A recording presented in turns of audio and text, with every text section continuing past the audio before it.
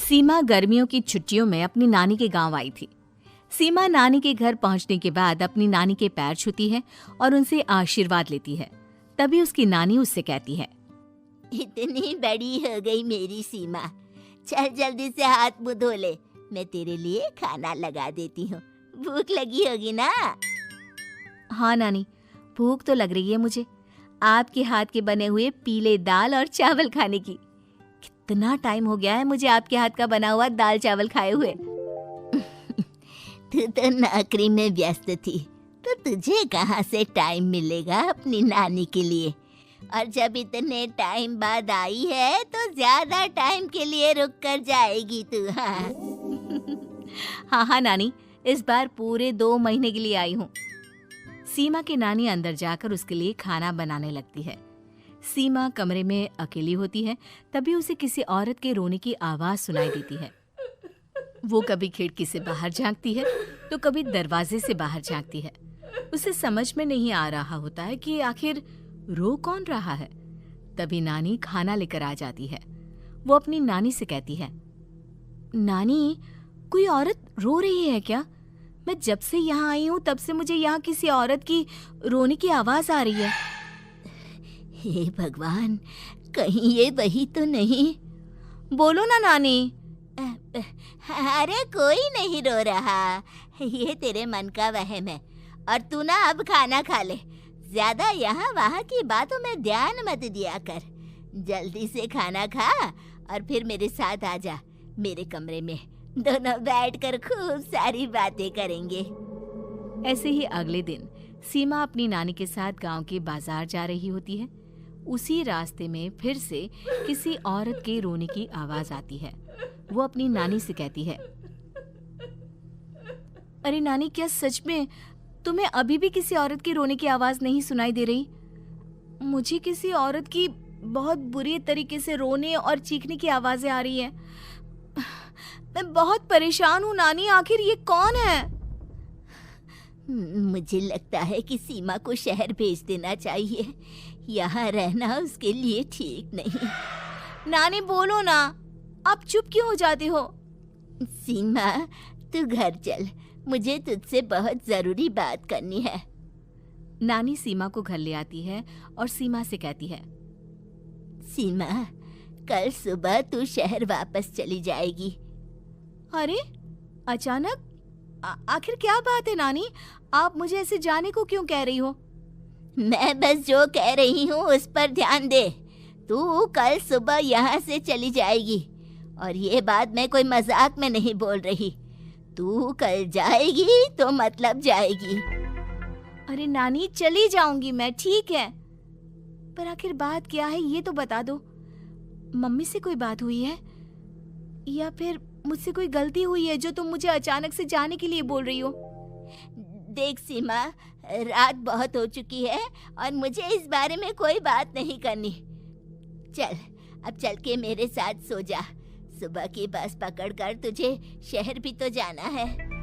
सीमा को अपनी नानी का ऐसा व्यवहार देखकर बहुत ही अजीब लगता है। उसे कुछ समझ में नहीं आ रहा होता है कि आखिर उसकी नानी उसे अचानक से गांव छोड़कर जाने के लिए क्यों कह रही है।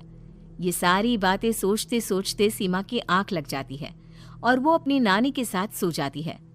ऐसे ही आधी रात को सीमा को फिर से किसी औरत की रोने की आवाज सुनाई देती है। वो उस औरत की आवाज सुनकर बार बार करवटें बदल रही होती है और तभी उसे सपने में भी एक अजीब सी औरत की परछाई दिखाई देती है, जो इतना चीख चीख कर रो रही होती है कि सीमा डरकर उठ जाती है। वो पूरे पसीने पसीने हो रही होती है। वो अपने आसपास देखती है तो घर में बिल्कुल शांति का माहौल होता है। सीमा घबरा जाती है। वो अपनी नानी को जगाने की कोशिश करती है मगर उसकी नानी नहीं जगती। सीमा को फिर से उस औरत की रोने की आवाज सुनाई देती है। आखिरकार सीमा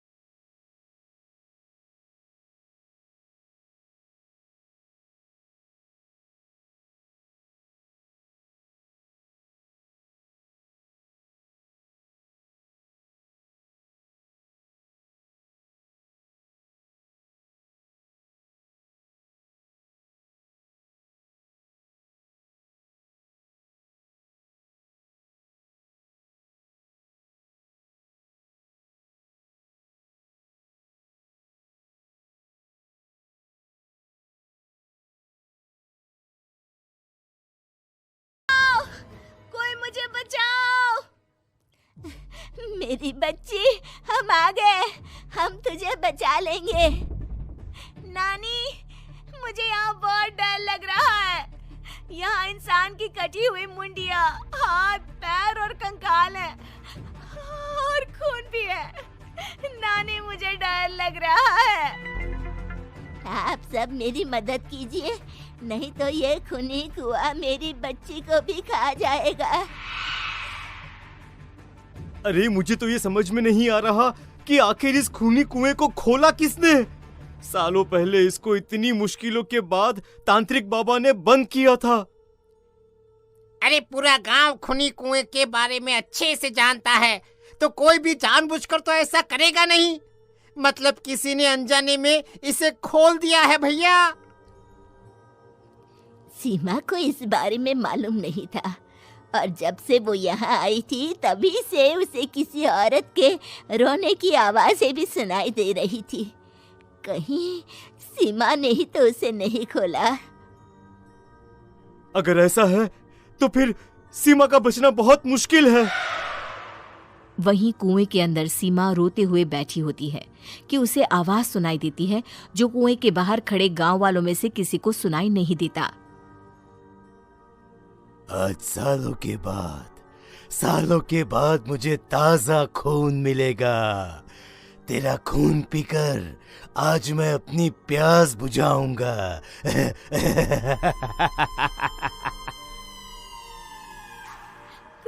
कौन है? मत मारो प्लीज, मुझे जाने दो प्लीज।